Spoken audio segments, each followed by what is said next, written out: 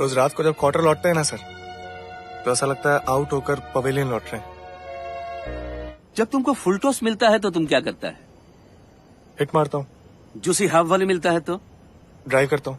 अच्छा, out swinger हो तो छोड़ देते हैं। अच्छा, इन स्विंगर हो तो डिफेंड करते हैं। और जब तुमको अनप्लेबल कोई बाउंसर आता है तो क्या करता है? डक करते हैं। बस यही तो लाइफ है। ऐसा समझो ये सब बाउंसर्स है और अभी तुमको डक करना है।